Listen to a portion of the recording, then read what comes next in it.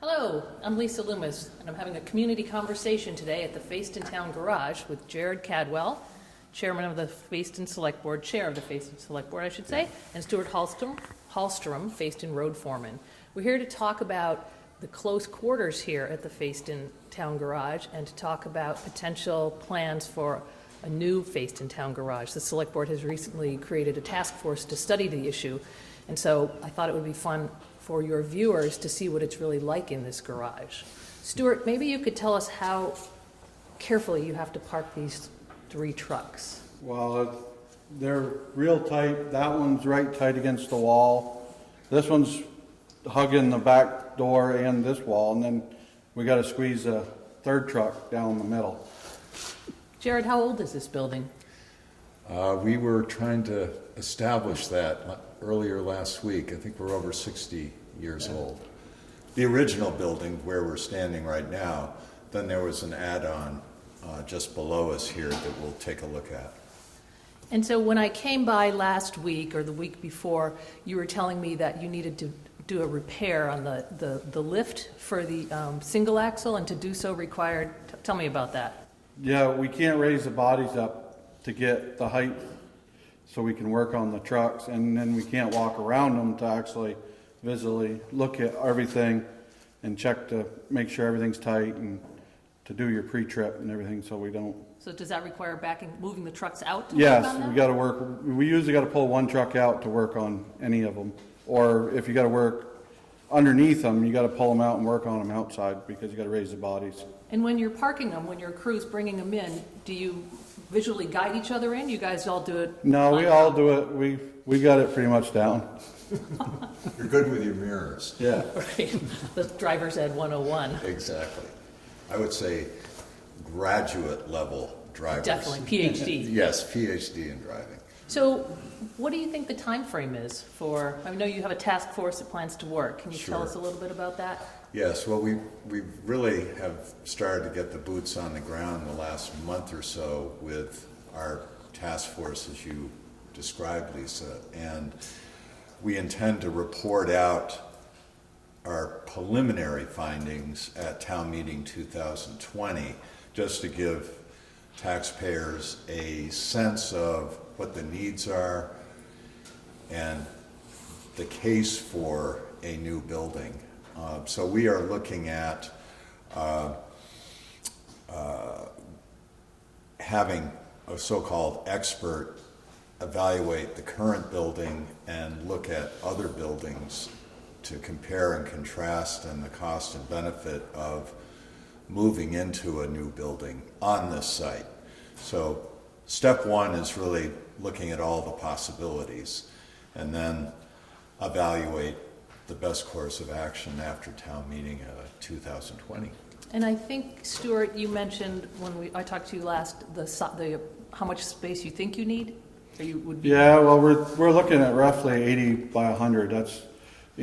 That's what we got, almost 80 feet wide now with 2 bays, but we need more depth to What's get the current depth? 64 feet. This one And is. that would go to 100. Yeah. That would give you much more room. And I think we talked about Moortown is the community with the newest town garage in the valley. Waitsfield's town garage is quite old. Right. Warren's is quite old. And Moortown's is probably 10 years old, right? Maybe Yeah, more. it's probably at least 10. And I think we discussed the cost of that at one I point. think it's 1.4. I'm million. not positive on that, but So it- it would seem like you're going to be in the neighborhood of. 1.4, 1.5. I mean, the advantage here is that we have a really good site to prepare. Excuse me. I think it is a given that we need a larger space. We'll take a shot of our lower level where our equipment is literally packed tire to tire, and it's absolutely impossible to work on those machines in the winter. So back to your question, which is Cost. the cost. Yeah, I think we're looking at north of $1 million, but beyond that is pure speculation. We have to look at all the possibilities. So let's take a look in the other room then, if we could. All right, now we're in the lower level of the Fayston Town Garage, and as you can see, all the equipment is parked literally wheel to wheel. Along the sides of this building are tools, and there's a cupboard of spray cans. There's not really much spare space in here at all, and I understand this is not super energy efficient, is that correct? Leaks like a sieve. In fact, I'm looking up at a small gap in the membrane between the original building and this add-on. And also behind us, we tried to insulate as best we could, but we're still losing a tremendous amount of heat during the winter months. And how is this building heated with propane? Correct. Forced hot air. And prior to this, you had a wood-burning furnace, correct? Right. And you burned as much as 30 cord of wood.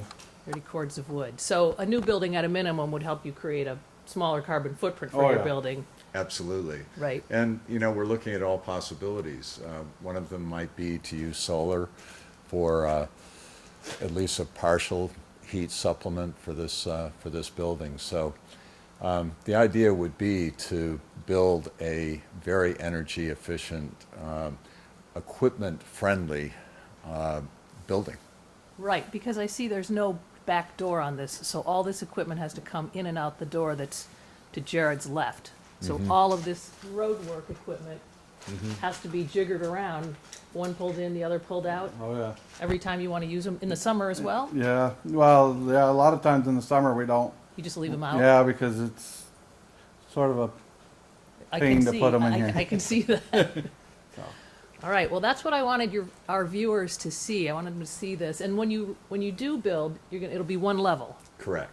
And I Correct. think you had mentioned you might be able to save some of these steel beams to recycle them. Absolutely. The idea would be to have cold storage for some of our equipment can be stored in the winter without heat required. So this steel membrane, at least part of it, could be repurposed for that. And again, Fayston is frugal, and we can be pretty, I think we can be frugal and still have a really good facility.